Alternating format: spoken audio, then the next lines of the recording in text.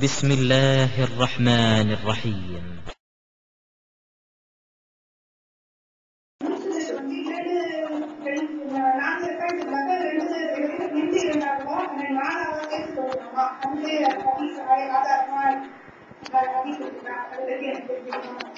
அதே மாதிரி துப்பாக்கியும் 8ஆவது கொடுத்துருக்காங்க 12ஆவது கொடுத்துருக்காங்க நதியும் இருக்கு. அது 4ஆவது சொல்லணும் 2ஆவது சொல்லணும். அஸ்ஸலாமு அலைக்கும் வரஹ்மத்துல்லாஹி வபரகாத்துஹு. முதலாவதாக அவங்க கேள்வி கேட்டிருக்கிறாங்க, சுன்னத்தான தொழுகைகளை, அதாவது தொழுகையுடைய முன்பின் சுன்னத்துகள், லுஹா தொழுகை, இது போன்ற சுன்னத்தான தொழுகைகளை 2 ரக்காத்துகளாக தொழ வேண்டுமா அல்லது 4 ரக்காத்துகளாகவே தொழுது விடலாமா என்பது அவங்களுடைய கேள்வி. இது அதாவது முதலாவது நம்ம விளங்கிக் கொள்ள வேண்டும், நபிகள் நாயகம் ஸல்லல்லாஹு அலைஹி வஸல்லம் அவங்க நமக்கு சொல்லி இருக்கிறார்கள், ஸலாத்துல் லைலி மஸ்னா வ மஸ்னா, இரவில் தொழக்கூடிய தொழுகைகள் எல்லாம் 2 ரக்காத்துகளாகத்தான் தொழ வேண்டும். இப்படின்னு ஒரு விதியை நபிகள் நாயகம் ஸல்லல்லாஹு அலைஹி வஸல்லம் நமக்கு வகுத்திருக்கிறார்கள். அதனால இரவில் தொழக்கூடிய சுன்னத்தான தொழுகைகளாக இருந்தால் அது 2 நீங்க 8 ரக்காத் தொழுதீங்கன்னா 2 தான் தொழுவணும். 12 தொழுதாலும் 2 தொழுதுட்டு அப்புறம் வித்திரு 1 ரக்காத் தொழுது அது மாதிரி செய்து கொள்ள வேண்டும். அப்ப நபிகள் நாயகம் ஸல்லல்லாஹு அலைஹி வஸல்லம் அவர்கள் அந்த இரவு தொழுகை 2 சொல்லிவிட்டார்கள். பகல்ல தொழக்கூடிய தொழுகையை பொறுத்த வரைக்கும் எந்த தொழுகைக்கு 4 ரக்காத்து தொழுதார்கள் என்று பொதுவாக வருகிறதோ அது போன்ற தொழுகைகளை நம்ம நாளாகவே தொழுது விடலாம். ஏன்னா நாளை எப்படி தொழுதாங்கன்னு நமக்கு சொல்லப்படல. அதே நேரத்தில் 2 தொழுதார்கள் அதுல டவுட் நமக்கு வரப்போறது இல்ல. 2 தொழுதார்கள்னா 2 தொழுத வேண்டியதான். 4 தொழுதார்கள் என்று சொன்னா உட்கார்ந்தார்கள், சலாம் கொடுத்தார்கள், அப்புறம் 2 தொழுதார்கள் என்று சொன்னா மட்டும்தான் அது தனித்தனியா தொழுதாங்கன்னு ஆகும். பொதுவாக 4 தொழுதார்கள் என்று வறுமையானால் அந்த மாதிரியான இடங்கள்ல எல்லாம் நம்மளும் 4ஆகவே தொழுகலாமான்னா தொழலாம். ஏன்னு கேட்டா அதுல என்ன சொல்லப்படல, நம்ம ஹதீஸ ஃபாலோ பண்றோம். ரசூல் ஸல்லல்லாஹு அலைஹி வஸல்லம் அவங்க 4 ரக்காத் தொழுதாங்க என்று வறுமையானால் அந்த 4 ரக்காத்தை ஒரே சலாமுல தொழலாம். ஏன் என்று கேட்டால் 4 ரக்காத்துல 2 சலாம் கொடுத்தார்கள் என்று அந்த அறிவிப்புகளில் சொல்லப்படவில்லை. அதே நேரத்தில் லுஹா தொழுகையை பொறுத்த வரைக்கும் 8 ரக்காத்து தொழுதார்கள் என்று சொல்லப்பட்டிருக்கிறது. 8 ரக்காத்து தொழுகை என்று வரும் பொழுது மாத்திரம் நம்ம 8ஐயும் ஒரு சலாத்துல தொழுதரக்கூடாது. ஏன் தொழக்கூடாதுன்னு கேட்டா 8 ரக்காத்து தொழுகைங்கிற ஒரு முன்மாதிரி கிடையாது நம்ம மார்க்கத்துல. 2 ரக்காத்து தொழுகைங்கிற சுபுஹ் தொழுகை இருக்கிறது. 4 ரக்காத்து தொழுகை என்கிற வகையில அதுக்கு 3 தொழுகைகள் இருக்கிறது. 3 ரக்காத்து தொழுகைங்கிறது ஒரு தொழுகை இருக்கிறது. அப்ப அது மாதிரி வித்தர்ல 7, 9, 5 அந்த மாதிரியான நம்பர்கள்ல ஒரு முன்மாதிரி இருக்கிறது. 8 ரக்காத் தொழுவது என்ற ஒரு சலாமுல தொழுவது என்பது ஒரு முன்மாதிரி இல்லாத காரணத்தினால 8 ரக்காத்து தொழுவதாக வரக்கூடியதெல்லாம் 8ஐயும் ஒரு சலாமுல தொழுதார்கள் என்பதற்காக அது சொல்லப்பட்டு இருக்காது. மொத்தமாக எண்ணி 2 எண்ணி ஒரு 4 தடவை தொழுததை வைத்துத்தான் இது சொல்லி இருக்க முடியும். ஏன்னா 8 ரக்காத்துன்னு ஒரு மாடல் இல்ல, 4 ரக்காத்துன்னு இருக்குது. இப்ப சுபுக்கு 2 ரக்காத் இருக்கிற மாதிரி லொஹருக்கு 4 ரக்காத் இருக்கிறது. அப்ப 4 ரக்காத்துக்கு ஒரு சலாமில் தொழக்கூடிய ஒரு மரபு இருக்கிறதுனாலதான் 4 வந்தா 4 வைங்க, 2 வந்தா 2 வைங்க என்று நம்ம புரிந்து கொள்கிறோம். ஆனா லுஹாவை பொறுத்த வரைக்கும் கூடுதல் நம்பர் வர்ற காரணத்தினால அந்த கூடுதல் நம்பரை ஒரு சலாமுல தொழுவதற்கு நமக்கு எந்த விதமான ஒரு தெளிவான ஆதாரம் இல்லாததுனால இது ஒரு சலாமுல தொழுதாங்களா 4 சலாமுல தொழுதாங்களா என்று தெளிவாக சொல்லப்படாத காரணத்தினால நம்ம 2 தொழுகிற ஒரு முன்மாதிரி எடுத்துக்கொண்டு 2 4 தடவை தொழுது கொள்ளலாம். அல்லது 4 8 தொழுது கொள்ளலாம். அந்த 8 ரக்காத் தொழுதாங்கன்னு வரும் பொழுது இதெல்லாம் என்னன்னா நேரடி ஆதாரங்களை வைத்து நம்ம சொல்வது கிடையாது, சொல்லப்படவில்லை. சொல்லப்படாத ஒரு விஷயத்தை நம்ம செய்வதாக இருந்தால் எதுக்கு முன்மாதிரி இருக்கிறதோ அதை மட்டும் நம்ம எடுத்துக்கொள்ள வேண்டும். 2 ரக்காத்துக்கு முன்மாதிரி இருக்கிறது, 4 ரக்காத்துக்கு முன்மாதிரி இருக்கிறது, 8 ரக்காத்துக்கு முன்மாதிரி இல்லை. அதனால் நம்ம அதுக்குள்ள ஒரே சலாமுல நம்ம கொடுத்துட்டோம் என்று சொன்னால் அது நம்ம ஆதாரமற்றத ஒரு செஞ்சதாக ஆகிரும் என்ற ஒரு காரணத்தினால அப்படி செய்யலாங்கிறோம். எனக்கு பேர் முடியா. என்னுடைய கேள்வி முனாஃபிக் என்று சொல்லக்கூடியவர்களுடைய மறுமையில் அவர்களுக்கு கிடைக்கக்கூடிய நிலைமை என்ன அப்படின்னு கேட்கிறாங்க. முனாஃபிக் என்பது மார்க்கத்துல 2 அர்த்தத்துல சொல்லப்பட்டிருக்கிறது. ஒன்னு இஸ்லாத்தை ஏற்றுக்கொள்ளாம இஸ்லாத்தை ஏற்றுக்கொள்வதாக நடிக்கிறாங்க இல்லையா, அவங்கள முனாஃபிக் என்று திருக்குர்ஆன் வர்ணிக்கிறது. அவங்க என்ன செய்வாங்கன்னா, உள்ளத்துல அவங்களுக்கு அல்லாஹ்வை பற்றியோ நபியை பற்றியோ மறுமையை பற்றியோ நம்பிக்கை இருக்காது. ஆனா இந்த உலகத்துல கொஞ்சம் ஆதாயம் அடைவதற்காக வேண்டி நபி ஸல்லல்லாஹு அலைஹி வஸல்லம் அவங்களுடைய கை ஓங்கி அவங்க கையில் ஆட்சி அதிகாரம்லாம் இருந்த காரணத்தினால இவங்களோட சேர்ந்து கொண்டால் நமக்கு என்ன செய்யும், ஜகாத்து மற்ற பொருளாதார வசதிகள் எல்லாம் கிடைக்கும் என்பதற்காக வேண்டி இஸ்லாத்துல இருக்கிற மாதிரி நடிப்பார்கள், தொழுவார்கள், நோன்பு வைப்பதாக நடிப்பார்கள், போர்க்களத்தை கூட செல்வார்கள். ஆனா உள்ளத்துல அது மாதிரி இருக்காது. இதுதான் ஒரிஜினல் முனாஃபிக். இது ஒரு முனாஃபிக் இருக்கிறது. இன்னொன்னு என்னவென்று சொன்னால், சில ஒரு கெட்ட தன்மைகள் கெட்ட பண்புகள் உள்ளவங்களை ஒரு முனாஃபிக் என்று ஒரு பெயருக்காக சொல்வது ஒன்று இருக்கிறது.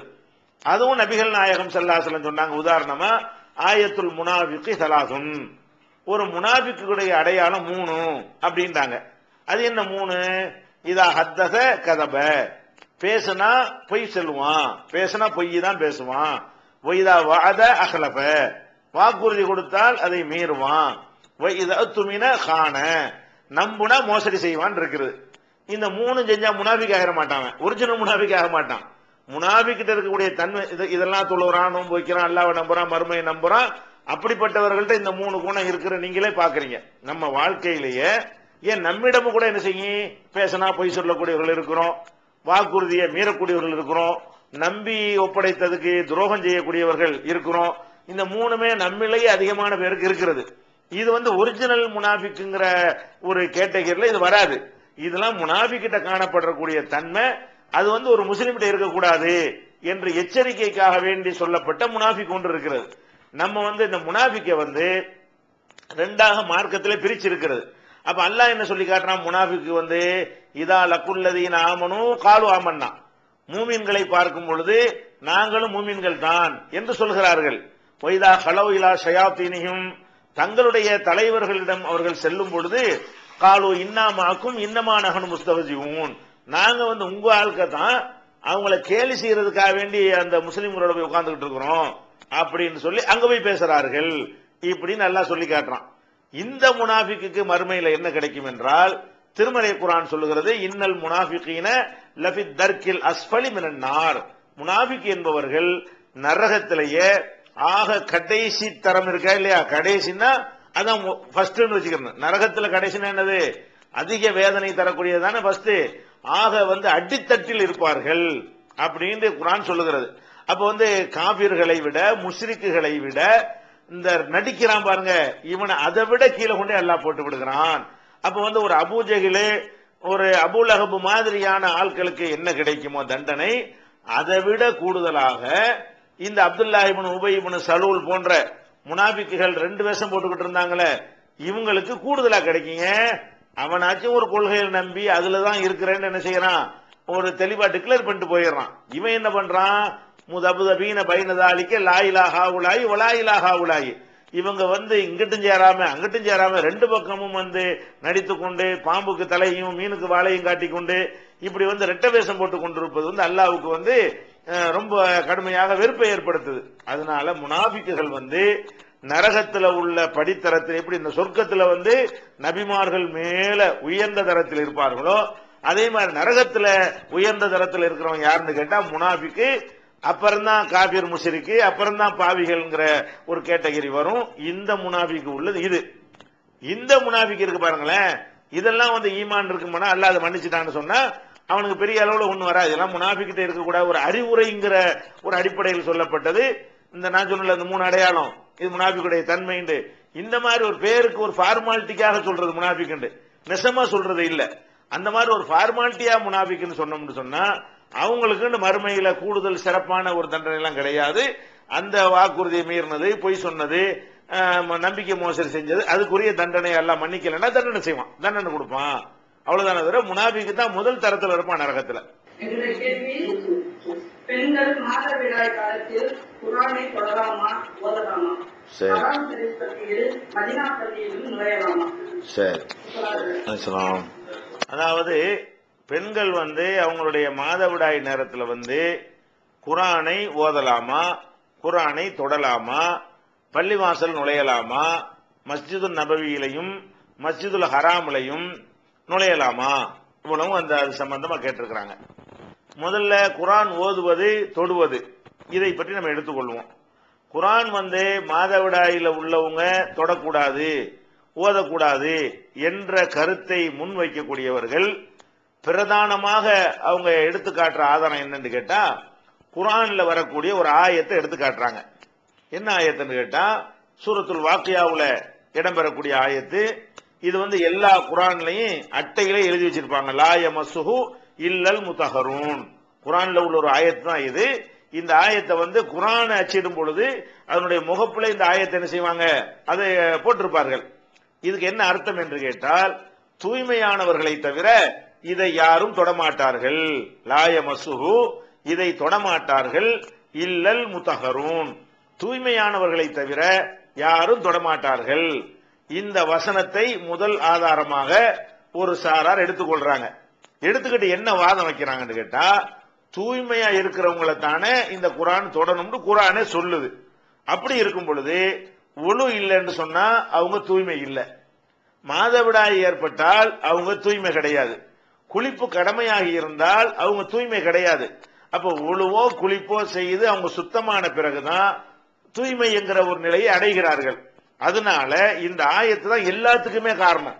அதாவது ஒழு இல்லாம குரானை தொடக்கூடாது என்பதற்கும், மாதவிடாயில உள்ளவங்க தொடக்கூடாது ஓதக்கூடாது என்பதற்கும், அதே மாதிரி குளிப்பு குடும்ப வாழ்க்கையில் ஈடுபட்டுட்டு குளிக்காம இருக்கிறாங்களே அந்த மாதிரியான நிலையில் உள்ளவர்கள் அதை தொடக்கூடாது என்பதற்கும், இன்னும் சொல்ல போனா முஸ்லிம் அல்லாதவர்கள் தொடக்கூடாது என்று வாதிட இந்த 4 விஷயத்துக்குமே பிரதானமான ஆதாரமா எதை வைக்குவாங்கன்னு கேட்டா, இந்த சூரத்துல் வாக்கியாவுல வரக்கூடிய லா யமஸ்ஸுஹு இல்லல் முத்தஹரூன், தூய்மையானவங்களை தவிர இதை யாரும் தொடமாட்டார்கள்.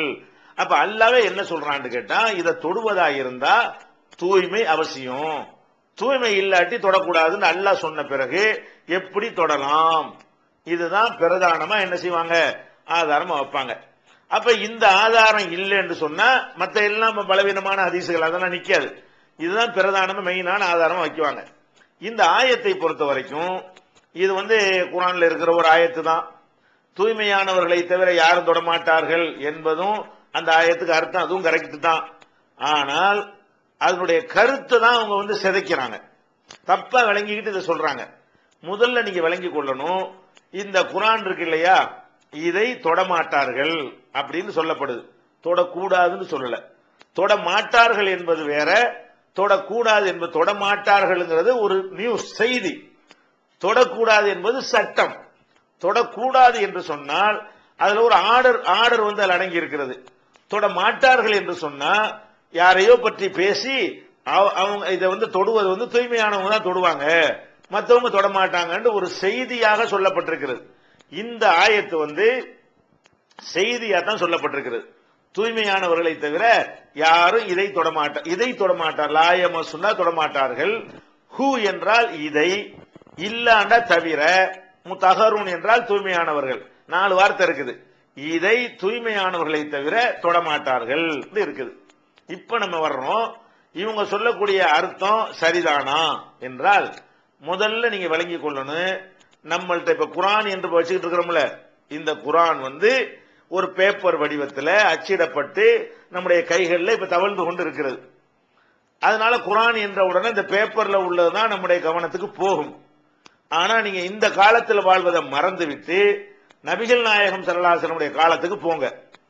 அப்ப நபிகள் நாயகம் ஸல்லல்லாஹு அலைஹி வஸல்லம் அவங்களுக்கு ஜிப்ரீல் அலைஹிஸ்ஸலாம் இந்த குரானை கொண்டாந்து கொடுத்தாங்கல்ல, இப்படி ஒரு புஸ்தகமா கொண்டு இந்தாங்க குரானு அப்படின்னு கொடுத்தாங்களா, ஓதி காட்டினாங்களா? புஸ்தகமா கொடுக்கல. ஏதாவது இந்த குரானை புஸ்தகமாகவோ ஒத்த பேப்பராகவோ ஒரு தோல்லையோ ஒரு எலும்புலையோ எழுதி கொண்டு இந்தாங்க இன்னைக்கு உள்ள ஆயத்தை வச்சுக்கிறங்க, இந்தாங்க இன்னைக்கு உள்ள சூரா இதை வச்சுக்கிறங்க என்று எழுத்து வடிவிலே ஜிப்ரீல் அலைஹிஸ்ஸலாம் அவங்க இந்த குர்ஆனை கொடுக்கவே இல்லை. வேற எப்படி கொடுக்கறாங்க? நஸ்ஸலஹு அலா கல்பிக பிஇذنில்லாஹ். இந்த ஜிப்ரீல் வந்து என்ன செய்யறாருன்னா அல்லாஹ்வுடைய அனுமதி பெற்று உன்னுடைய உள்ளத்திலே இதை இறக்குகிறார். ஜிப்ரீல் வந்து இந்த குர்ஆனை வந்து பேப்பர் வடிவில் எழுத்து வடிவத்தில் அவங்க தரவே இல்லை. வரி வடிவமாக இந்த குர்ஆனை அல்லாஹ் தரவில்லை, ஒளி வடிவமாகத்தான் தருகிறான். ஓசை வடிவமாகத்தான் குர்ஆன் தரப்படுகிறதே தவிர எப்படி தரல, எழுத்து வடிவமாக வந்து இந்த குர்ஆன் தரப்படவே இல்லை. அப்ப நீங்க விளங்கணும், இதை தொடமாட்டார்கள் ஜிப்ரீல் சொன்னாங்களே, சொல்லும் போது ஒரு பேப்பரை கொண்டு வந்திருந்தா இதை தொடமாட்டார்கள் ஒரு அர்த்தம் இதை குறிக்கும்னு வச்சுக்கலாம். அவர் இதை தொடமாட்டார்கள் ஓதித்தான் காட்டுற போது ஓதுறது போய் யாராவது தொட முடியுமா? ஜிப்ரீல் அலைஹிஸ்ஸலாம் கொண்டு வந்த குர்ஆன் வந்து ஓது அல்ஹம்துலில்லாஹி ரப்பில் ஆலமீன் ஒரு சொல்லுவார். அது நபி ஸல்லல்லாஹு அலைஹி வஸல்லம் உள்ளத்துல பதிஞ்சிக்கிறோம். பிறகு என்ன செய்வாங்க, சஹாபாக்களை கூப்பிட்டு இதெல்லாம் எழுதிக்கிறங்க, பாதுகாக்கிறதுக்கா எழுதிக்கிறங்க. எழுதுறது வந்து பிறகு செய்த ஏற்பாடு. முதல் ஏற்பாடு என்ன, அல்லாஹ்ட்ட இருந்து வந்தது எப்படி, அது வந்து ஒளி வடிவமாகத்தான் வந்ததே தவிர வரி வடிவமாக என்ன செய்யல, வரவே இல்லை. இப்ப நம்ம என்ன விளங்கணும்னு கேட்டா, இது குர்ஆன்ல பல இடத்துல சொல்றான், இதா கரனாஹு ஃபத்தபி குர்ஆனா, நாம உமக்கு ஓதி காட்டும் போது அதை தொடர்ந்து நீனும் ஓதுவீராக. லா துஹர்ரிக் பிஹி லிசானக லிதஅஜல பிஹி, நம்ம ஓதி காட்டும் போது அவசரப்பட்டு நாக்கு அசைக்காதே. இன்ன அலைனா ஜமஅஹு வ குர்ஆனா, அதை ஒன்று திரட்டுவதும் அதை தெளிவுபடுத்துவதும் நம்முடைய வேலை. நீ பாட்டுக்கு இதாக ஓதுனா பேசாம பின்பற்றிக்கிட்டே போ, மனசுல பதிஞ்சிரும். நபி ஸல்லல்லாஹு அலைஹி வஸல்லம் அவங்கள அல்லாஹ் எப்படி படைச்சிருந்தான்னு கேட்டா, ஒரு டேப் ரெக்கார்ட்ல போடப்படக்கூடிய ஒரு கேசட் மாதிரி நம்ம கேசட்ல ஒரு விஷயத்தை ஓதணும்னு சொன்னா உடனே பதிவாயிடுதுல. ஒரு மனுஷன் சொல்றதா இருந்தா 10 தடவை சொன்னா தான் உள்ளத்துல பதியும். டேப் ரெக்கார்ட்ல போட்டீங்கன்னா சொன்னது அப்படியே பதிவாயிரும். அப்ப தூதர் அல்லாஹ் தேர்ந்தெடுத்ததுனால ஓதுனவுனே அது மனப்படமாயிரும். அந்த மாதிரி அல்லாஹ் வந்து அவங்கள வந்து ஒரு சிறப்பு தகுதி உள்ளவர்களாக படைத்து இருந்தான். அந்த அடிப்படையில் தான் குர்ஆன் வந்து வந்திருக்கிறது. இப்ப நீங்க யோசிச்சு பாருங்க, இந்த இதை தொடமாட்டார்கள் குர்ஆன்ல இருக்குதுல. அப்ப ஜிப்ரீல் அலைஹிஸ்ஸலாம் வந்து குர்ஆனை ஓதித்தான் காட்டுறாரு, தொடுற மாதிரி ஒரு சாமான அவர் கொண்டு வரவே இல்லை. அப்புறம் இதை தொடமாட்டார்கள்னா இது எப்படி, ஒண்ணுமே இல்லை அங்க தொடுறதுக்கு. இப்ப நான் என்ன செய்யறேன், இப்ப ஓதுறேன் அல்ஹம்துலில்லாஹி ரப்பில் ஆலமீன், இதை தொடமாட்டார்கள் அப்படிங்கிறேன். இதுல தொடுறதுக்கு எங்க டாபிக் என்ன இருக்குது, தொடுறதுக்கு உண்மை இல்லை. என்ன நான் ஓதுனது அல்ஹம்துலில்லாஹி ரப்பில் ஆலமீன் ஓதத்தான் செய்கிறேன், ஓதிப்பட்டு சொல்றேன் இதை தொடமாட்டார்கள்னா எப்படி, தொடுறதுக்கு ஒண்ணுமே இல்லையே அப்படின்னு சிந்திச்சு பார்த்து இருப்பார்களே. ஆனால் நம்ம தப்பா குர்ஆனை புரிஞ்சுக்கிறோம் விளங்கி இருப்பார்கள். வேற என்ன மேற்று இது அப்படின்னு பாத்தீங்கன்னா, இந்த குர்ஆனை அல்லாஹ்விடமிருந்து வந்தது என்று நபிகள் நாயகம் ஸல்லல்லாஹு அலைஹி வஸல்லம் சொல்லும் பொழுது மக்காவுல உள்ள காபிர்கள்லாம் என்ன செஞ்சாங்கன்னு கேட்டா, இவர் வந்து நல்ல ஆள் தான், முகமது நல்ல ஆள் தான், நம்மளும் அவரோட 40 வருஷமா வாழ்ந்து இருக்கிறோம், இந்த ஆள் பொய்யே சொன்னது கிடையாது, நம்மளை ஏமாத்துற ஒரு கேரக்டர் அவருக்கு இருந்தது கிடையாது, அவர் வந்து அல்லாஹ் மேல இட்டுக்கட்டிலாம் ஒண்ணுமே சொல்லல. ஆனா இது என்னன்னு கேட்டா, இதை ஷைத்தான் அவர் வந்து பிடித்து கொண்டு அல்லாஹ்வுடைய பேரை சொல்லி என்னத்தையோ உளறான், அதைத்தான் இவர் அல்லாஹ் சொன்னதாக ஏமாந்து போயிட்டாரு, முகமது நம்மளை ஏமாத்தவில்லை, அவர் ஏமாந்து போயிட்டாரு என்று ஒரு விமர்சனம் செய்தார்கள். காபிர்கள் வந்து ரசூல் ஸல்லல்லாஹு அலைஹி வஸல்லம் அந்த நாணயம் ஒழுக்கம் நேர்மை எல்லாம் 40 வருஷமா பார்த்ததுனால இவ்வளவு நாள யாரை ஏமாத்தி பொய் சொல்லி அறியலையே, நம்ம இவர் அல்லாஹ் சொன்னான்னு பொய்யா சொல்ல போறாரு, இல்ல என்னத்தையே பார்த்து பயந்துட்டாரு, பயந்துட்டு இந்த மாதிரி உளர்றாரு என்று சொன்னார்கள். அதுக்கு தான் அல்லாஹ் என்ன சொல்றான்னு கேட்டா, நீங்க நினைக்கிற மாதிரி இவர் பயந்து போயெல்லாம் சொல்லல. இன்னஹு லகுர்ஆனுன் கரீம், இந்த லாயமஸ்ஸுஹுன்னு சொன்னேன்ல, அதுக்கு முந்தின வசனத்துல இருந்து வாசிட்டு வர்றேன். இப்ப உங்களுக்கு அர்த்தம் விளங்கிரும். இந்த எதை பத்தி இது பேசுதுங்கிறத ஆரம்பத்திலிருந்து படிச்சுட்டு வந்தீங்கன்னா இது விஷயமே வேறன்னு விளங்கிக்கிறீங்க. என்ன வருது, இன்னஹு லகுர்ஆனுன் கரீம், இது சங்கை மிக்க மகத்துவமிக்க மதிப்பு மிக்க ஒரு குர்ஆன், ஃபீ கிதாபின் மக்னூன், இது பாதுகாக்கப்பட்ட ஒரு பதிவு ஏட்டில் இருக்கிறது, வேற கிதாபில் இருக்கிறது. இவர் உங்களுக்கு ஓதி காட்டினா கூட இது எங்க இருக்கிறது, இந்த குர்ஆனு லவ்ஹுல் மஹ்பூல் என்று சொல்லக்கூடிய பாதுகாக்கப்பட்ட பதிவு ஏட்டில் இது இருக்கிறது. இன்னஹு லகுர்ஆனுன் கரீம் ஃபீ கிதாபின் மக்னூன் லா யமஸ்ஸுஹு இல்லல் முத்தஹரூன், மூணையும் சேர்த்து வாசிக்கணும். அப்ப இந்த குர்ஆன் என்பது பாதுகாக்கப்பட்ட ஒரு பதிவேட்டில் இருக்கிறது. அந்த பதிவேட்டில் உள்ளதை தூய்மையானவர்களாகிய மலக்குகளை தவிர யாரும் தொடமாட்டார்கள். ஷைத்தானுக்கு அங்க நெருங்கவே முடியாது. ஷைத்தான் போய் அதை பார்த்துட்டு வந்து முகமதுக்கு சொல்லி கொடுத்துட்டான் என்றெல்லாம் நீங்க நினைக்காதீங்க. இது அல்லாஹ்ட்ட தான் வருது. ஏன்னு கேட்டா லவ்ஹுல் மஹ்ஃபூல்ல இருக்குது. அது பாதுகாக்கப்பட்ட ஒரு இடம். அந்த இடத்துக்குள்ள தூய்மை இல்லாத யாரும் நெருங்க முடியாது. மனிதர்களோ ஷைத்தான்களோ ஜின்களோ அங்க நெருங்க முடியாது. தூய்மையானவர்கள் சொல்லக்கூடியவங்களே மலக்குகள் தான். மலக்குகள் தான் பிசிக்கல் உடம்பு ரீதியாகவும் தூய்மையானவர்கள். மலக்குகள் தான் உள்ளம் ரீதியாகவும். ஏன் பொய் பித்தல் அனபராடு கசனம் கோளு புறம் ஒண்ணுமே இருக்காது உங்க உள்ளத்துல. அந்த மாதிரியான ஒரு படைப்பு. அப்ப மொத்தமே தூய்மையா இருக்கிறாங்களா மலக்குகள். அவங்க வேண்டாம் அந்த லவ்ஹுல் மஹ்ஃபூல்ல உள்ள குர்ஆனை போய் பார்க்க முடியுமே தவிர, தொட முடியுமே தவிர, இப்லீஸ் ஷைத்தான்ல போக முடியுமா? அந்த இடத்துல இருந்தாக இது வருது. அப்ப இதை தொடமாட்டார்கள் சொல்வது எதை இல்ல, இப்ப நம்ம எழுதி வச்சுக்கிற இதை பற்றி அது பேசவே இல்லை. எதை பேசுகிறது? இந்த எழுதி வைத்திருக்கிற குர்ஆன் எங்கிருந்து எடுத்துக்கொண்டு வரப்படுகிறதோ, எந்த இடத்திலிருந்து ஜிப்ரீல் அலைஹிஸ்ஸலாம் கொண்டு வந்து தந்தார்களோ அந்த இடத்தை அந்த லவ்ஹுல் மஹ்ஃபூலை மலக்கு தான் தொட முடியும், ஷைத்தானுக்கு நெருங்க முடியாது அப்படின்ற அந்த சந்தேகத்தை தீர்ப்பதற்கு தான் இது வந்தது. இவங்க என்ன பண்ணிட்டாங்க, இதை தொடமாட்டார்கள் இதை எடுத்துக்கிட்டு இவங்க பிரிண்ட் பண்ணி வச்சுக்கிட்டு இதுங்கிறாங்க. இப்படி வரவே இல்லையே குர்ஆன். இந்த மாதிரி ஒரு வடிவத்தில் தரவே இல்லையே. நம்மள பின்னாடி எழுதி வச்சுக்கிட்டோம். அப்ப நம்ம என்ன விளங்கணும், குர்ஆன் என்பது ஓசை வடிவமாக நமக்கு வந்தது. ஓசை வடிவமாக வந்ததை யாரும் கையினால தொட முடியாது. கையினால தொடுற விஷயமா இருந்தா மெட்டீரியலா இருக்கணும். சத்தத்தை போய் என்ன செய்ய முடியாது, கையினால தொட முடியாது. அப்ப தொடக்கூடிய விஷயமாக அது வரலைங்கும் போது இதை தொடமாட்டார்கள் சொல்ல இயலுமா? சொல்ல இயலாது. அப்ப அந்த லாயமசுங்கிற ஆயத்தை முன்னாடி உள்ள 2 ஆயத்தோட சேர்த்து பார்க்காம அது மட்டும் தனியா கட் பண்ணி கொண்டாந்து வைக்கிற காரணத்தினாலதான் இந்த குழப்பம் வருது. இதுல என்ன சொல்றது இந்த ஆயத்து, இந்த லவ்ஹுல் மஹ்ஃபூல்ல இருந்து இந்த குர்ஆன் கொண்டு இங்க தரப்படுகிறது. அது ரொம்ப செக்யூரிட்டி, ஹை செக்யூரிட்டி உள்ள ஒரு இடம். அதுக்குள்ள எல்லாரும் போய் நெருங்கலாம் முடியாது. அந்த மாதிரி இடத்துல இருந்து மலக்குகள் கொண்டு தர்றாங்க, ஜிப்ரீல் கொண்டு தர்றாரு. இதுதான் அதுக்கு அர்த்தம். இப்ப இதுக்கு ஒழு இல்லாம தொடுவது அதை பத்தி பேசுதா? இதை நம்ம விளங்கி கொள்ள வேண்டும். அடுத்து என்னன்னு கேட்டா, இன்னொன்னு நீங்க பார்க்கணும், இதுக்கு இந்த அர்த்தம் இல்ல, இவங்க சொல்லக்கூடிய அர்த்தம் கிடையாது என்பதற்கு வேற சில ஹதீஸ் ஆதாரங்கள் நமக்கு கிடைக்கிறது. என்ன கிடைக்கிறது? இப்ப நபிகள் நாயகம் ஸல்லல்லாஹு அலைஹி வஸல்லம் அவர்கள் அவங்க ஒரு மதீனாவுக்கு போய் ஓரளவுக்கு தங்களை ஸ்டடி பண்ணி கொண்ட பிறகு என்ன செய்யறாங்கன்னா, அக்கம் பக்கத்தில் உள்ள நாடுகளுக்கெல்லாம் அழைப்பு அனுப்புறாங்க. அக்கம் பக்கத்து நாடுகள்ல ராஜாக்கள் இருப்பாங்கல்ல, பெரிய மன்னர்கள், சிற்றரசர்கள், அந்த மாதிரியான குறுநில மன்னர்கள், இந்த மாதிரியான ஆட்கள்லாம் இருப்பாங்க. இந்த மாதிரியான ஆட்களுக்கெல்லாம் என்ன செய்வாங்கன்னு கேட்டா, இஸ்லாத்திற்கு வர சொல்லி அழைப்பு கொடுத்து அவங்களுக்கு ஒரு தபால் எழுதி அனுப்புவாங்க. அதுல என்ன குறிப்பிடுவாங்க, குல் யா அஹ்லல் கிதாப், வேதமுடையவர்களே. சுத்தி வேதமுடையவங்க தான் ஆட்சியில இருந்தாங்க. அதாவது கிறிஸ்தவர்கள் தான் நினைஞ்சாங்க மதீனாவை சுற்றி உள்ள பாரசீகத்தை தவிர பாக்கி உள்ள பகுதி பாரசீகத்திலே அவங்க தான் கைப்பற்றி இருந்தாங்க. அப்ப அந்த ஹெர்குலிஸ் மன்னர் இது மாதிரியான ஆட்கள் எல்லாம் நினைஞ்சாங்க இத்தாலியை ரோமாபுரின்னு சொல்றோம் இல்லையா, இத்தாலியை தலைநகராக கொண்டு ஒரு பெரிய விரிந்த சாம்ராஜ்யம் அப்போது இருந்தது. அந்த சாம்ராஜ்யத்தினுடைய சிற்றரசர்கள் கடிதம் எழுதுவாங்க. எப்படி எழுதுவாங்க, யா அஹ்லல் கிதாப், வேதம் உடையவர்களே, தஆலோ வாருங்கள், இலா கலிமத்தின் சவாயின் பைனனா ஓ பைனக்கும், எங்களுக்கும் உங்களுக்கும் பொதுவான ஒரு கொள்கை இருக்கிறது, அதை நோக்கி வாருங்கள். அந்த பொதுவான கொள்கை என்ன? அல்லா நாபுத இல்லல்லா, அல்லாஹ்வை தவிர நம்ம யாரையும் வணங்கக்கூடாது. ஒலா நுஷ்ரிக பிஹி ஷையா, அல்லாஹ்வுக்கு இணையாக நம்ம யாரையும் ஆக்கிடக்கூடாது. ஒலா எத்தஹித பாதுனா பாலன் அர்பாபம் மின் தூனில்லா, நம்மில் யாரும் ஒருவரை மற்றவர்கள் கடவுளாக ஆக்கிவிடக்கூடாது. இப்படின்னு ஒரு குர்ஆன் ஆயத்து இருக்குது. இந்த ஆயத்தை அந்த கடிதத்தில் அப்படி இன்சர்ட் பண்ணி அந்த கடிதத்தில் கொண்டு வச்சு அதைத்தான் எல்லா மன்னர்களுக்கும் அனுப்புறாங்க.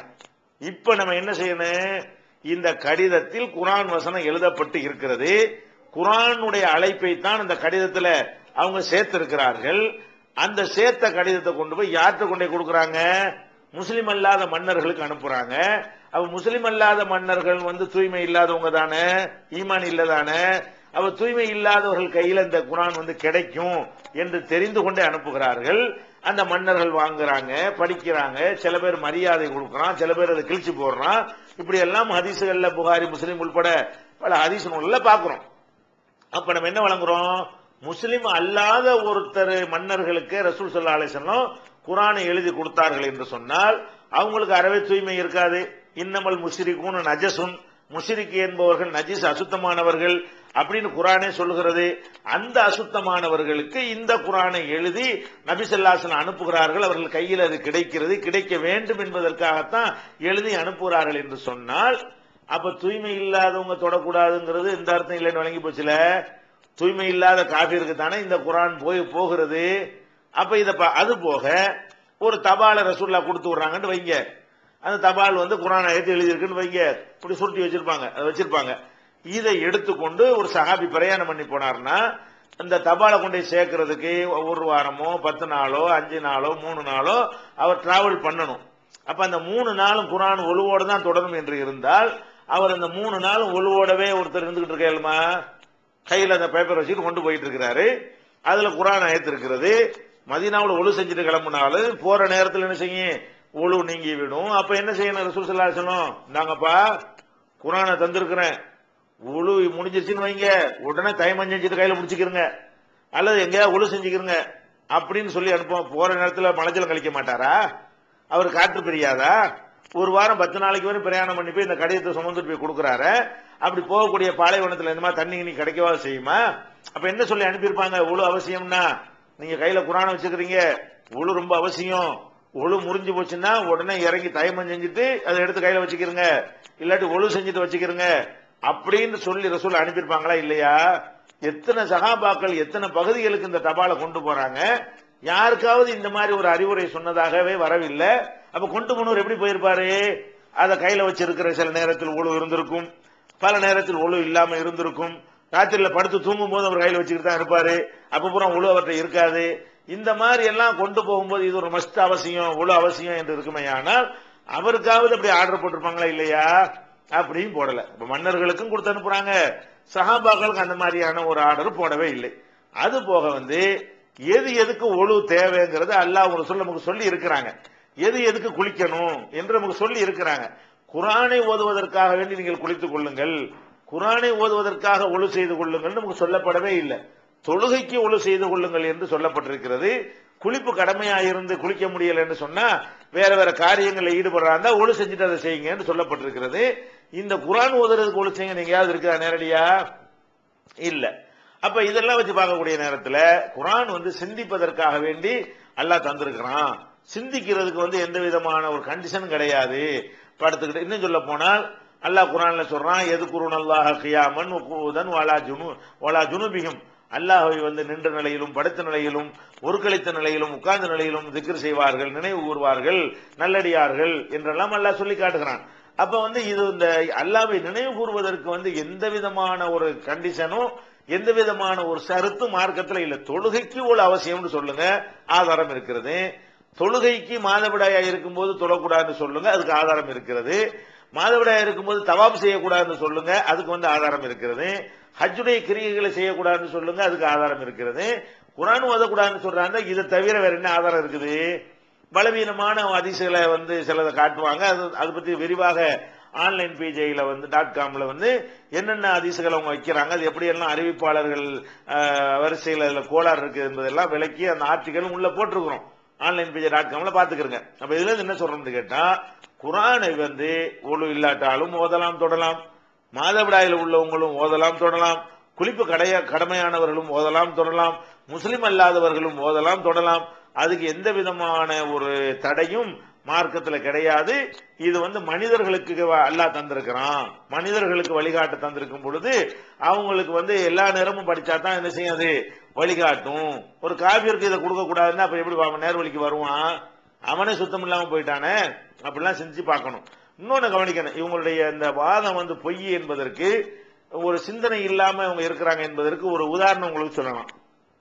அதாவது இந்த ஒழு செஞ்சுட்டு தான் குர்ஆனை தொடணுங்கிறாங்கல்ல, அந்த உலமாக்கள்கிட்ட போய் கேளுங்க. ஒழு செஞ்சுட்டு குர்ஆனை தொடணுங்கிறீங்க, ஒழு இல்லாம குர்ஆனை தொடக்கூடாதுங்கிறீங்க. சரி, ஒழு இல்லாம குர்ஆனை ஓதலாமான்னு கேளுங்களேன். ஒழு இல்லாம குர்ஆனை தொடலாமான்னா தொடக்கூடாதுவாங்க. ஒழு இல்லாம குர்ஆனை ஓதலாமா? கண்ணை மூடிக்கிட்டு அல்ஹம்துலில்லாஹி ரப்பில் ஆலமீன் அர் ரஹ்மானிர் ரஹீம் மனப்பாடம் பண்ணி ஒருத்தர் ஓதுறாரு. ஓதலாமான்னு கேட்டா என்ன செய்யறாங்க அந்த மதுகப்புகள்ல, ஓதலாம், தொடத்தான் கூடாது அப்படிங்கிறாங்க. நான் கேட்கிறேன், எவ்வளவு ஒரு கூறுகட்ட ஒரு வாதம் இது, விளங்குதா உங்களுக்கு? ஓதுறது இபாதத்தா, தொடுவது இபாதத்தா? ஒருத்தன் அல்ஹம்துலில்லாஹி ரப்பில் ஆலமீன் ஓதுனா அவனுக்கு நன்மை கிடைக்கும். தொட்டா ஏதாவது நன்மை கிடைக்கும்? நான் குர்ஆன் ஒரு தடவை தொட்டேன், நான் அல்ஹம்து சூராவை தொட்டுவிட்டேன், நான் பக்ரா சூராவை தொட்டுவிட்டேன், நன்மை கிடைக்குமா? எது இபாதத்து? ஓதுவது இபாதத்து.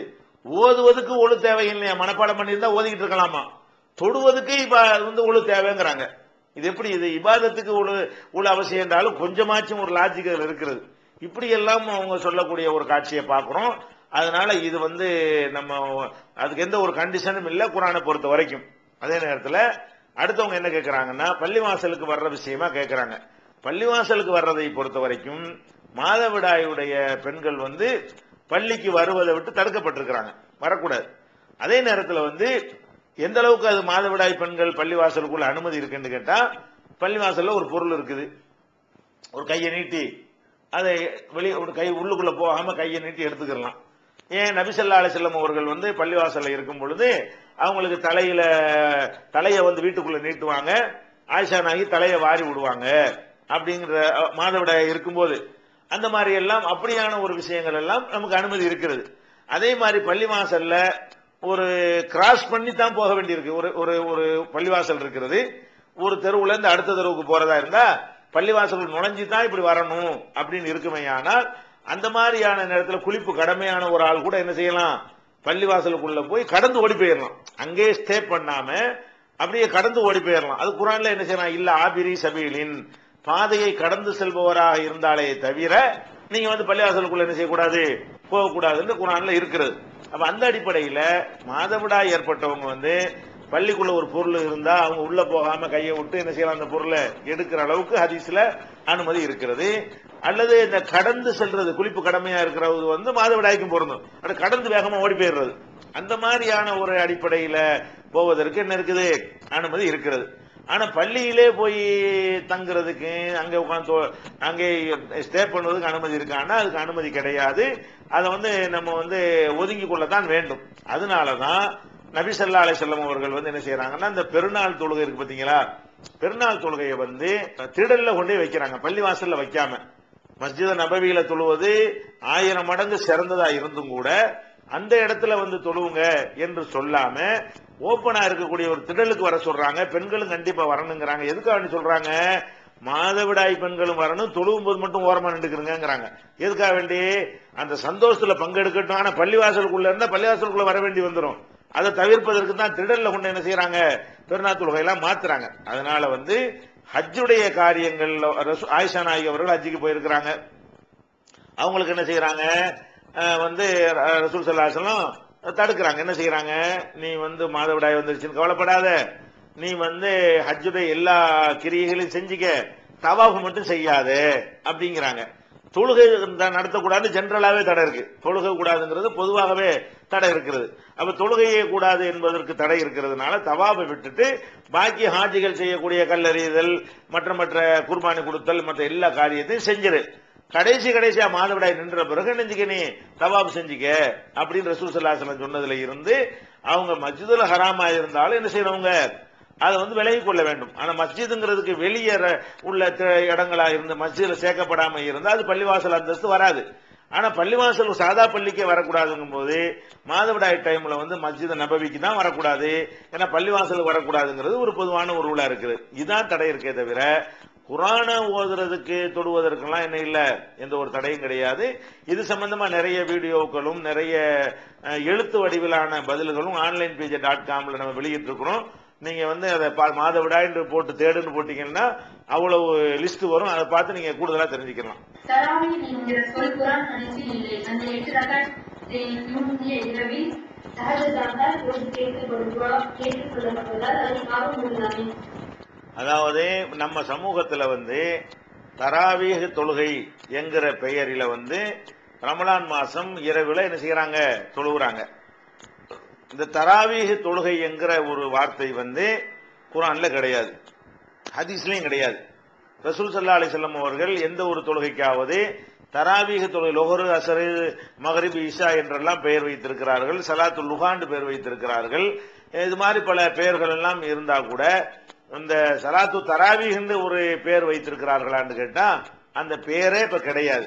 அப்ப நபி ஸல்லல்லாஹு அலைஹி வஸல்லம் காலத்துல இரவுல தொழுத தொழுகைக்கு பேரு கியாமுல் லைல், இரவு தொழுகை அப்படின்ற ஒரு பெயர் இருக்கிறது. தஹஜ்ஜுத் என்ற ஒரு பெயர் இருக்கிறது. அதுல வித்ரு ஒத்தையா தொழுகிற தொழுகைக்கு வித்ருன்னு பெயர் இருக்கிறது. ஆனா என்ன பேர் இல்ல, தராவீஹ் என்கிற பெயர் கிடையாது. இந்த தஹஜ்ஜுத்ங்கிற தொழுகை ரமலானுக்கும் அதுதான் தொழுகை, ரமலான் அல்லாத மாசத்துக்கு அதுதான் தொழுகை. ரமலானுக்குன்னு சிறப்பு தொழுகையே கிடையவே கிடையாது. எல்லா நாள்லையும் ராத்திரில தஹஜ்ஜுத் தொழுவோம் இல்லையா, அந்த தொழுகையை தான் ரமலானிலும் ரசூல் ஸல்லல்லாஹு அலைஹி வஸல்லம் தொழுதாங்க. இது எப்படி நமக்கு தெரிகிறது என்று கேட்டால், ஆயிஷா நாயகி அவங்கள்ட்ட அபூ சலமா அவர் கேட்கிறாரு. அவர் என்ன கேட்கிறாருன்னா, கைஃப கானத்து ஸலாத்து ரசூலில்லாஹி ஸல்லல்லாஹு அலைஹி வஸல்லம் ஃபீ ரமலான், நபிகள் நாயகம் ஸல்லல்லாஹு அலைஹி வஸல்லம் அவங்க ரமலான் மாதத்தில் எப்படி தொழுதார்கள் அவர் கேட்கிற ரமலானை தான் கேட்கிறார்.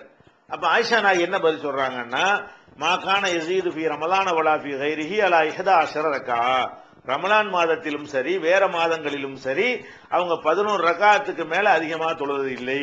இந்த வாசகத்தில் என்ன விளங்குறது, ரமலானுக்கு ஒரு தனியான ஒரு தொழுகை கிடையாது. ரமலானுக்கு அந்த 11 தான், வேற மாசத்துக்கு அந்த 11 தான். ரமலானுக்கு ஒரு ஸ்பெஷல் தொழுகை என்றே கிடையாது என்று அவர் கேட்டது. ரமலானுக்கு என்ன ஸ்பெஷல் கேட்கிறாரு. ஆயிஷா நாயகி என்ன சொல்றாங்க, ரமலானுக்கு எல்லாம் ஸ்பெஷல் கிடையாது, ரமலானுக்கு அந்த 11 தான், ரமலான் இல்லாத மற்ற மாசங்களுக்கும் அந்த 11 தாங்கிறாங்க. அப்ப அந்த இரவு தொழுகை தஹஜ்ஜுத் தொழுகை என்பது 12 மாசத்துக்கும் உள்ள ஒரு தொழுகை. அதே நேரத்தில் ரமலானில் அதை அந்த 11 ரக்காத்தை, அந்த 13 ரக்காத்தை, அந்த 9 ரக்காத்தை எது எது ஹதீஸ்ல வருது அத்தனையுமே செய்யலாம். அதை ரமலானில் செய்வதற்கு கூடுதல் ஆர்வம் இருக்கிறாங்க. தொழுகை அதுதான். அந்த தொழுகை என்ன செய்யறாங்கன்னா, மன் காம ரமலான ஈமான வஹ்திசாபன் குஃபிரலஹு மா தகத்தம மின் தம்பிஹி, யார் ஒருவர் ரமலானிலே நின்று வணங்குகிறாரோ அவருடைய முன் பாவங்கள் மன்னிக்கப்படுகின்றன என்று சொல்லி இருக்கிறாங்க. அப்ப ரமலான் மாசத்துக்கு தனி ஸ்பெஷல் தொழுகை இல்ல. ஆனாலும் இந்த தொழுகை இரவு தொழுகையை ரமலான்ல நீங்க சிறப்பு கவனம் கொடுத்து தொழுவீர்களே ஆனால் உங்களுடைய பாவம் மன்னிக்கப்படும். 12 மாசத்துக்கும் அதுதான் தொழுகை. ஆனால் 11 மாசத்துக்கு வலியுறுத்தியதை விட இந்த கடைசி ஒரு மாசத்துக்கு கூடுதலாக செஞ்சிருக்கிறாங்க நபி ஸல்லல்லாஹு அலைஹி வஸல்லம் அவர்கள் வலியுறுத்தி இருக்கிறார்கள். அதுதான் அதுக்குரிய விஷயம். அதனால எல்லா மாதங்கள்லயுமே நம்ம தஹஜ்ஜுத்தை தொழுவலாம், ரமலானிலும் தொழுவலாம். அதே நேரத்தில் நபி ஸல்லல்லாஹு அலைஹி வஸல்லம் அவர்கள் இந்த தஹஜ்ஜுத் என்ற இரவு தொழுகையை அவங்க ஒரு காலத்துல விட்டது கிடையாது. ஆனா மனைவி மக்களை எல்லாம் கம்பல் பண்ணி தொலை சொல்லுவாங்களான்னா சொல்ல மாட்டாங்க. இப்ப நம்ம எத்தனை ஹதீஸ்ல பாக்குறோம், ரசூல் ஸல்லல்லாஹு அலைஹி வஸல்லம் தொழுது கொண்டிருக்கும் பொழுது நான் குறுக்க படுத்து கிடப்பேன், ஆயிஷா நாயகி சொல்றாங்க. அவங்க சஜிதாவுக்கு போகும்போது என் காலில் விரலை கொண்டு வைப்பாங்க, நான் காலை மடக்கிக்கிறேன், அந்த இடத்துல சஜிதா செய்வாங்க, சஜிதா செஞ்சு முடிச்சோன்னு மறுபடியும் கால் நீட்டிக்கிறேங்கிறாங்க. அப்ப என்ன பண்ணல, நான் தொழுகிறேன் நீ பாட்டு படுத்து கிடக்குறியா என்று கேட்கல. அவங்க இரவு தொழுவலை இவங்க தொழுவுறாங்க. அப்ப மனைவியை கண்டிப்பா தொலை வைக்கணும், பிள்ளைகளை தொலை வைக்கணும் என்கிற மாதிரியான. அதே மாதிரி இப்னு அப்பாஸ் ஒரு நாள் அவங்க சின்னம்மா மைமுனாவும் ரசூலுல்லாஹ்வுடைய மனைவி தான், அவங்க வீட்டுல போய் தங்குறாங்க இப்னு அப்பாஸ். அப்ப ரசூலுல்லாஹ் ராத்திரில எஞ்சி தொழ ஆரம்பிச்ச உடனே இப்னு அப்பாஸ் இருக்கிறாரு, மைமுனாவும் இருக்கிறாங்க, 2 பேரும் எழுப்பல, அவங்களா போய் தொழுவுறாங்க. இவராத்தான் ஒரு ஆர்வமா போய் இடது பக்கம் சுத்திக்கிட்டு வலது பக்கம் நிப்பாட்டி வைக்கிறாங்க. அப்ப ரசூல் ஸல்லல்லாஹு அலைஹி வஸல்லம் அவர்களை பின்பற்றி அவராத்தான் தொழுதாரே தவிர அவரெல்லாம் எழுப்பி விடல. இப்ப இரவு தொழுகையை பொறுத்த வரைக்கும் அவருக்கு நல்ல விருப்பமும் ஈடுபாடும் இருந்தா அவர் தொழலாமே தவிர கம்பல் சரியா குடும்பத்தை கண்டிப்பா எழுப்பி விட்டு தொழுதும் ஆகணும்னு கட்டாயப்படுத்துறதுக்கு இது அல்லாஹ்வுடைய ரசூலே என்ன செய்யல, அப்படி காட்டல. அதே நேரத்தில் ரமலான் மாசம் வந்துருச்சுன்னா கொஞ்சம் ஆர்வம் ஊட்டுவாங்க. ரமலான் மாசத்துல கடைசி 10 நாள், அந்த 10 நாள் வந்துருச்சுன்னு சொன்னா லைலத்துல் கத்ர் அதுக்குள்ள வர்ற காரணத்தினால அப்ப மட்டும்தான் எழுப்பி தொழ சொல்லுவாங்க. ராத்திரி தொழுலையான்னு கேட்பாங்க. இந்த கடைசி 10 நாளுடைய தொழுகைக்கு தான் என்ன செய்யறாங்க, சத்தல் மிஸர வ ஐகல் அஹ்லஹு, அவங்க இபாதத்துக்கு தயாராகி குடும்பத்தாரை எல்லாம் எழுப்பி விடுவார்கள். எப்ப இதா தஹலல் அஷ்ருல் அவாஹிரு, கடைசி 10 நாள் வந்து விடுமையானால் அவங்க என்ன செய்வாங்கன்னா அவங்களும் விவாதத்துக்கு தயாராகி குடும்பத்தாரையும் தூங்க விடாம எழுப்பி விடுவாங்க. மொத்தம் 365 நாள்ல 355 பிறை கணக்குப்படி 55 நாள் தானே, 355 நாள்ல அந்த ஒரு 10 நாளைக்கு மட்டும்தான் அந்த இரவு தொழுகைக்காக வேண்டி குடும்பத்தார கம்பல் பண்ணி எழுப்பி விட்டு இருக்கிறாங்க. மீதி உள்ள நாட்கள்ல என்ன ஆர்வப்பட்டு தொழுதா விட்டுருவாங்க, தொழுவாட்டி கேட்டுக்கிற மாட்டாங்க. அந்த மாதிரியான ஒரு அடிப்படையில் தான் இரவு தொழுகைங்கிறது இருக்கிறது. யார் யாருக்கு ஆர்வம் இருக்கிறதோ அவங்களாக சுய விருப்பத்தோட என்ன செய்யணும், தொழணும். இந்த கடைசி 10 நாள்ல குடும்பத்தில் உள்ள ஒவ்வொருத்தரும் அடுத்தவங்களை எழுப்பி விட்டு இந்த லைலத்துல் கத்ர் வரக்கூடிய இந்த 10 நாளைக்கா தொழ மாட்டீங்களா, எந்திரிங்கன்னு சொல்லி என்ன செய்யலாம், அது கம்பல் பண்ணலாம். தலாக் விடப்பட்ட ஒரு பெண் தன் தேவைகளுக்காக இத்தா இருக்க முடியாத சூழ்நிலையில் என்ன பரிகாரம் செய்வது? தலாக்கு விடப்பட்ட பெண்கள் அவங்க இத்தா இருக்கக்கூடிய காலத்துல சுய தேவைகளுக்காக அவங்க வெளியே உள்ள போகலாமா, என்ன செய்வதுன்னு கேட்கிறாங்க. முதல்ல இத்தாங்கிறது 2 வகையான இத்தா இருக்கிறது. இரண்டும் சமமான இத்தா கிடையாது, 2 வெவ்வேறு வகையிலான இத்தா. ஒரு இத்தா என்னன்னு கேட்டா, கணவர் இறந்த பிறகு மனைவிமார்கள் கடைபிடிக்க வேண்டிய இத்தா. இன்னொன்னு என்னன்னா, கணவன் விவாகரத்து செய்த பிறகு கடைபிடிக்கக்கூடிய ஒரு இத்தா. இந்த கணவன் இறந்ததுக்காக உள்ள இத்தா இருக்கு பாருங்க, அதுக்கு தான் அலங்காரம் பண்ணக்கூடாது, அது மாதிரி ஒரு நகை நட்டுகள் அணிந்து கொள்ளக்கூடாது, மைகள் கண்ணுக்கு மை இட்டுக் கொள்ளக்கூடாது, லிப்ஸ்டிக் போட்டிக் கொள்ளக்கூடாது. இந்த மாதிரியான கண்டிஷன்கள் எல்லாம் அந்த கணவன் இறந்துட்டாரு இல்லையா, அந்த மாதிரியான ஒரு மனைவிமார்கள் இருக்கக்கூடிய இத்தாவுக்கு தான் இந்த கண்டிஷன் எல்லாமே. அந்த மாதிரி அந்த இத்தாவுடைய காலத்தோடு அவங்க என்ன செய்யக்கூடாதுன்னா, இந்த அலங்காரங்களை தான் செய்யக்கூடாது. மற்றபடி அவங்க ரூம்ல அடைஞ்சு கிடக்கணும் என்பதோ அல்லது வெளி உலகத்தில் முகத்தை பார்க்க கூடாது என்பதோ, ரொம்ப தேவைகளுக்காக வேண்டி வெளியே போகக்கூடாது என்பதெல்லாம் கிடையாது. அலங்காரமற்ற ஒரு நிலையில் அவங்களுக்கு எந்த விதமான வேற கண்டிஷனும் கிடையாது. அலங்காரம் இல்லாம என்ன செய்யலாம், வெளியே தேவை இருந்தால் போய் கொள்ளலாம். என்ன அந்த இத்தா காலத்தில் செய்யக்கூடாது என்றால், வேற ஒரு கல்யாணம் பண்ணிடக்கூடாது. கணவன் இறந்துட்டான்னு சொன்னா நாளைக்கு அடுத்த ஒரு கல்யாணம் பண்ணிடக்கூடாது. ஒரு 4 மாசம் 10 நாள் கழிச்சு தான் அடுத்த மேரேஜ் பண்ணணும். அடுத்த மேரேஜ் பண்ணக்கூடாதுங்கிறமே, அதுக்கு பேர் தான் இத்தா. இன்னொரு மேரேஜ் பண்ணக்கூடாது என்ற தடை தான் இத்தாவுல முக்கியமானது. அதை உறுதிப்படுத்துவதற்கு தான் அந்த அலங்காரங்கள்லாம் வேணாம், உங்களுக்கு வேற கல்யாணம் பண்ண வேண்டாம்னு வச்சிருக்குது. அந்த 4 மாசம் 10 நாள் இதுக்கு அலங்காரம் பண்ணிட்டு இருக்கிறீங்க. 4 மாசம் முடிச்சுட்டு நல்ல அலங்காரம் பண்ணுங்க, என் பொண்ணு கேட்டு வரட்டும், உங்களை கல்யாணம் பண்ணிக்கிறட்டும். 4 மாசம் 10 நாள் வரைக்கும் என்ன செய்யாதீங்க, அது மாதிரி பண்ணாதீங்க என்று மார்க்கத்தில் சொல்லப்பட்டிருக்கிறது. அப்ப இத்தாவுடைய அர்த்தம் என்னன்னு கேட்டா, மௌத்துக்கு உரிய இத்தா என்று சொன்னால் 4 மாதம் 10 நாளைக்கு அவங்க மறுமணம் செய்து கொள்ளக்கூடாது. திருமண பேச்சு, பெண் மாப்பிள்ளை பேசி வைக்கிறது இருக்குல்ல, நிச்சயம் பண்ணி வைப்பாங்கன்னு சொல்றாங்கல்ல, அது மாதிரி பண்ணிவிடக்கூடாது. அலங்காரங்களை செய்து கொள்ளக்கூடாது. இவ்வளவுதான் கண்டிஷனே தவிர ஊர் வெளியே உள்ள போகக்கூடாது, அவரை பார்க்கக்கூடாது, இவரை பார்க்கக்கூடாதுங்கிறதெல்லாம் அது மார்க்கத்தில் கிடையாது. இன்னும் சொல்ல போனா குரான்ல என்ன இருக்குன்னா, இத்தாவுல இருக்கக்கூடிய பெண்கள்கிட்ட அவங்கள்ட்ட அந்நிய ஆண்கள் மார்க்க வரம்புக்கு உட்பட்டு பேசக்கூட செய்யலாம். என்ன வருது, நீங்க இத்தாவுல இருக்கக்கூடிய பெண்கள்கிட்ட திருமண பேச்ச பேசிடாதீங்க. என்ன சொல்லப்பட்டிருக்கு, திருமணம் பண்றேன்னு நீங்க பேசிடாதீங்க. அதை என்ன செய்யுங்க, ஒரு சாடமாடையா என்ன செய்யுது, லாஜுனாக அலைக்கும் ஃபீமா அர்ரத்தும் பிஹி மின் ஹித்பத்தின் நிசாயி அவ் அக்னன்தும். நீங்கள் இத்தாவில் இருக்கக்கூடிய பெண்கள்கிட்ட போய் சாடமாடையாக மனம் பேசுவது தப்பு இல்லை. டைரக்டா நான் உன்னை கல்யாணம் பண்ண போறேன்னு தான் பேசக்கூடாது தவிர, உன்னை மாதிரி ஒரு பொண்ணு கிடைச்சா கல்யாணம் பண்ணலான்னு இருக்கிறேன்னு கூட பேசலாமா. யார்கிட்ட, இத்தாவில் இருக்கிற பொம்பளை கிட்ட போய், கணவன் இறந்ததுக்காக இத்தா இருக்கக்கூடிய பொம்பளை கிட்ட போய் என்னன்னு பேசலாமா, நான் ஒரு பொண்ணு தேடிக்கிட்டு இருக்கேன், உன்னை மாதிரி ஒரு நல்ல ஒரு பொண்ணு கிடைச்சா பண்ணலான் இருக்கிறேன், இப்படி எல்லாம் பேசலாமா. அப்ப அல்லாஹ் குர்ஆன்ல ஓபனா அனுமதிக்கிறான். இது தெளிவான வார்த்தைகளை கொண்டு என்ன செய்யறான், லாஜுனா அலைக்கும், உங்கள் மீது குற்றமில்லை, ஃபீமா அர்ரல்தும் பிஹி மின் ஹித்பத்தின் நிசா, இத்தாவில் இருக்கக்கூடிய பெண்களை மனம் பேசுறத சாடமாடையாக மூடலாக பேசிக் கொள்வதில் என்ன இல்ல, குற்றம் இல்ல. தெளிவாக என்ன செய்யக்கூடாது, லா துவாயிதுகுன்ன சிர்ரன், ரகசியமா தெளிவா வாக்குறுதி அளித்து விடாதீர்கள் அப்படின்னு எல்லாம் சொல்லி காட்டுறான். அதனால ஆம்பளைட்ட பார்க்க கூடாது, பேசக்கூடாது, கர்ப்பிணி பெண்ணை பார்க்க கூடாது, வயிற்றுல ஆம்பளை பிள்ளை இருக்கும், இதெல்லாம் பொய், கட்டுக்கதை. இது மரணத்திற்கு உரிய இத்தா. இது கூட எல்லாருக்கும் 4 மாசம் 10 நாள் கிடையாது, ஆட்களை பொறுத்து மாறும். எப்படி மாறும், கணவன் மூத்தா போகும்போது 9 மாசம் கர்ப்பிணியா ஒரு பொம்பளை இருக்கான்னு வைங்க, கணவன் மூத்தா போய் 5 நாள்ல புள்ள பெற்றுட்டான்னு சொன்னா இத்தா முடிந்து விட்டது, 5 நாள் தான். கணவன் இறந்த பிறகு இறக்கும் போது கர்ப்பிணியாக இருந்தால் புள்ள பெறதோட இத்தா காலம் முடிந்து விட்டது.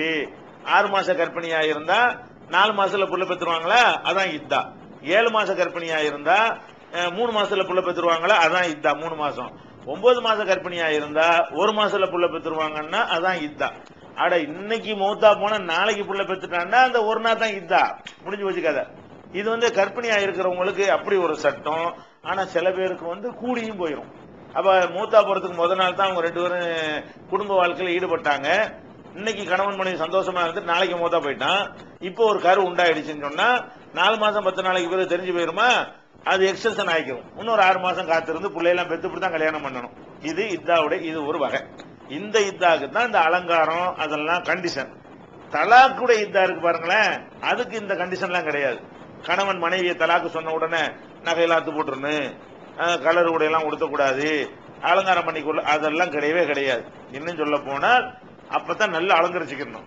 ஏன் இந்த கணவன் தலாக்கு சொல்லிட்டான்னு சொன்னா திரும்ப அவன் அழைத்துக் கொள்வான் என்பதற்காக கொடுக்கக்கூடிய அவகாசம் தான் தலாக். இது சார் இதாங்கிறது ஒரு 3 மாதவிடாய் காலத்துக்குள்ள அவன் திரும்ப கூப்பிட்டுக்கலாம் தலாக்கு என்று சொல்லிவிட்டான்னு சொன்னா அதோட முடிஞ்சு போயிடாது, 3 மாசத்துக்குள்ள வாபஸ் வாங்கிக்கலாம் என்பதற்காக வேண்டிதான் அந்த 3 மாதம் நீ வேற கல்யாணம் பண்ணிடாத அவசரப்பட்டு, அந்த கணவனே உன்னை கூப்பிடுவதற்கு வாய்ப்பு இருக்கிறது, அதுக்காக வெயிட் பண்ணி பாருன்னு சொல்லி நிப்பாட்டி வச்சிருக்குது.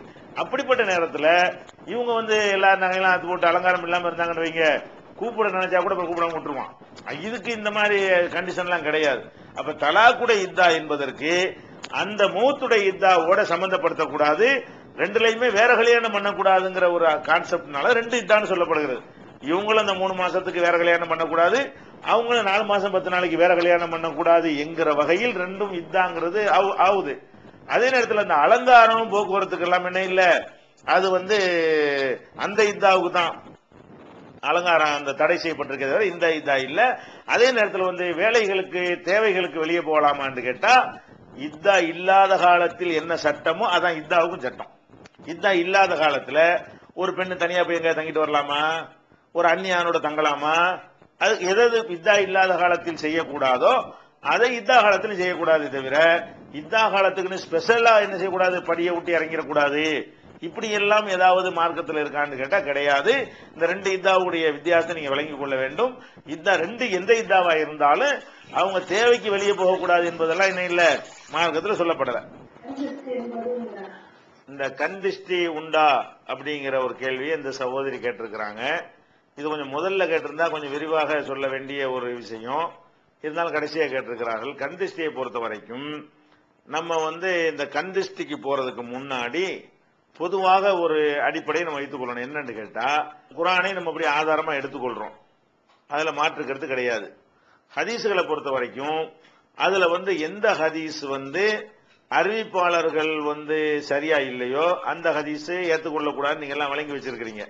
அதே மாதிரி எந்த ஹதீஸ்கள் குர்ஆனோடு மோதக்கூடிய வகையில இருக்கிறதோ அல்லது அதை விட வலுவான ஹதீஸோட மோதக்கூடிய வகையில் இருக்கிறதோ அந்த ஹதீஸுகளும் ஆதாரம் கிடையாதுங்கிறதை நீங்க விளங்கி வச்சிருக்கிறீங்க.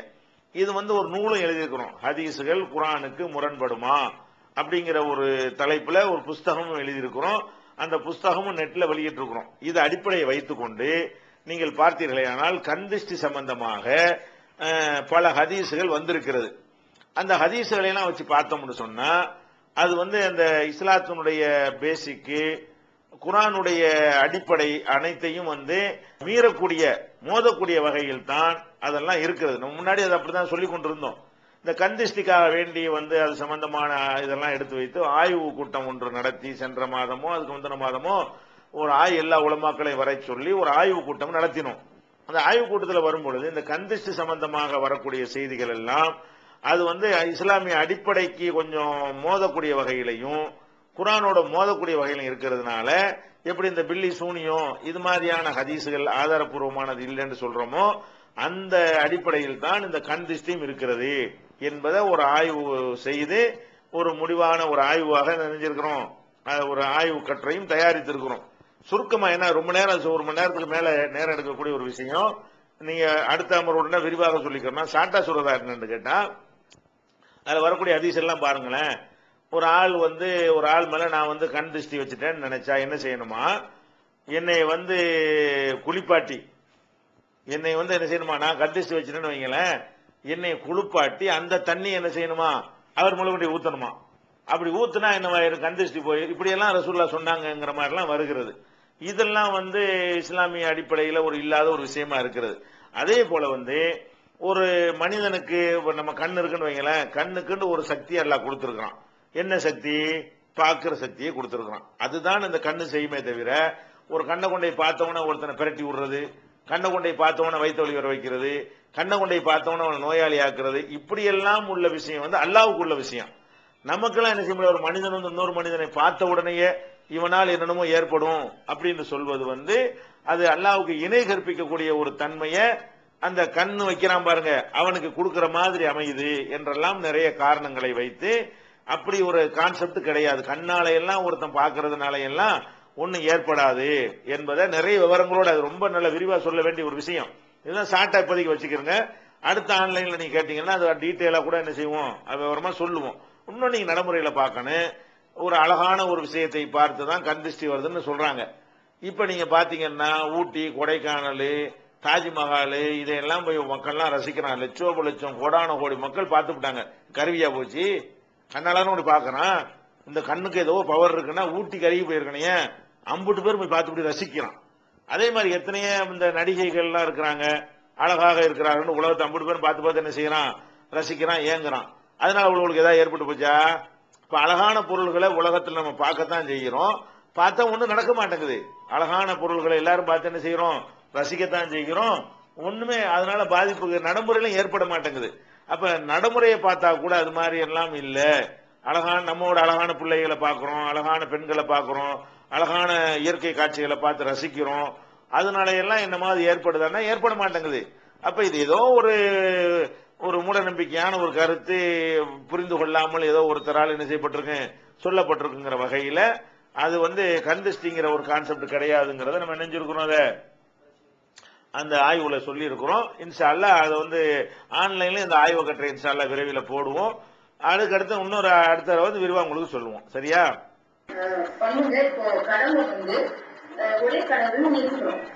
அப்படி ஏற்கிட்ட பிறகு முஸ்லீம் ஆகாம நாங்க முதல்ல இருந்தே நாங்க கடவுளுக்கு ஜபம் பண்ணிட்டு இருக்கோம்.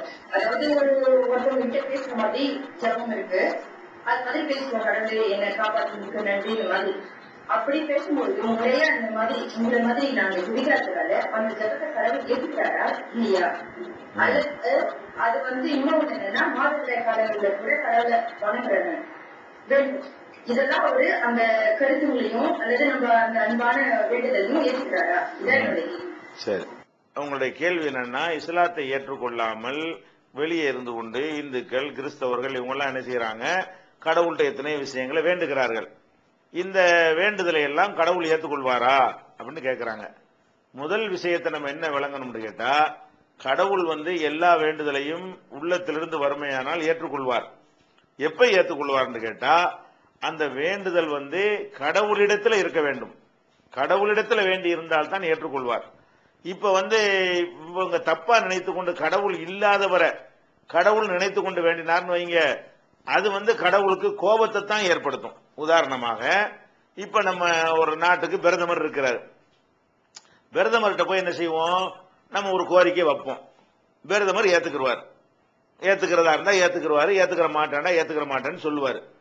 அப்படி செய்யறதுக்கு பதிலா நம்ம பக்கத்து வீட்டுல ஒருத்தர் இருக்கான், அவனை போய் பிரதமரே நீங்க எனக்கு ஏதாவது ஏத்துக்கிறீங்கன்னா, இது அந்த பிரதமருக்கு தெரிஞ்ச என்னவாகும், பிரதமர்கிட்ட கேட்டதா அவர் எடுத்துக்கிடுவாரா, கோவப்படுவாரா? ஏண்டா நான் ஒருத்த நாட்டுக்கு பிரதமர் இங்க உட்கார்ந்துட்டு இருக்கிறேன், நீ அடுத்த வீட்டுக்காரனை போய் பிரதமருங்கிறியான்னு கேட்பாரா இல்லையா? அப்ப நம்ம கடவுள்கிட்ட வேண்டுவது கடவுள்கிட்ட வேண்டணுமே தவிர, கடவுளை நீங்களா ஒரு கல்லை செஞ்சு வச்சுக்கிட்டு கடவுள் அதை போய் கூப்பிடுறீங்க. அப்ப அந்த கடவுளுக்கு என்ன வரும், ஏண்டா நான் கடவுள் உன்னைய படைச்சிருக்கிறேன், நீனா ஒரு பொருளை படைச்சு வச்சுக்கிட்டு அதை போய் கடவுளுமையா? நீ அதை எப்படி கடவுள்கிட்ட வேண்டுனதா எப்படி எடுத்துக்கொள்வாங்க? நம்மளா ஒரு ஆளுக்கு போய் பிரதமர் பேர சூட்டணும்னு பிரதமர் ஆயிட முடியுமா?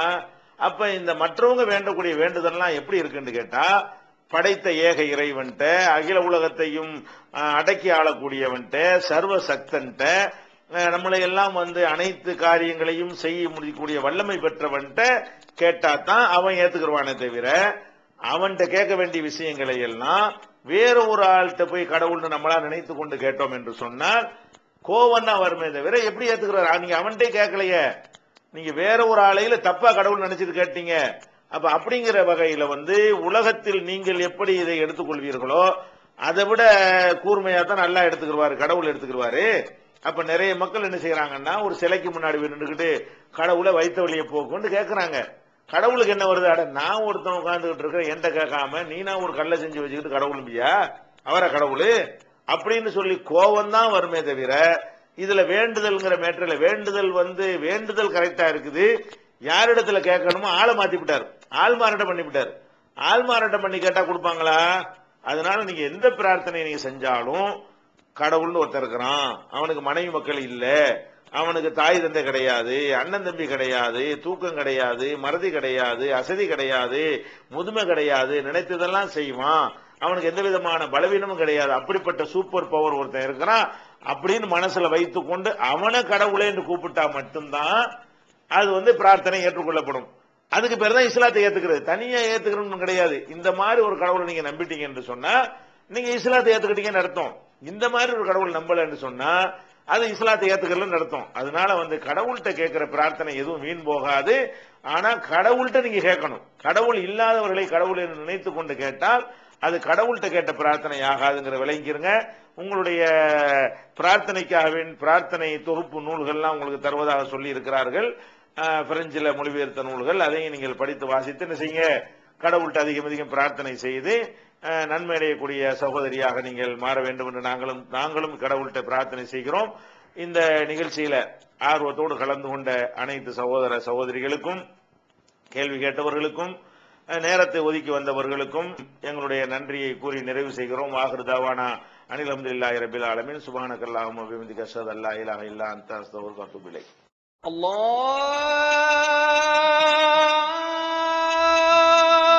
அக்பர், அல்லாஹு அக்பர், அல்லாஹ்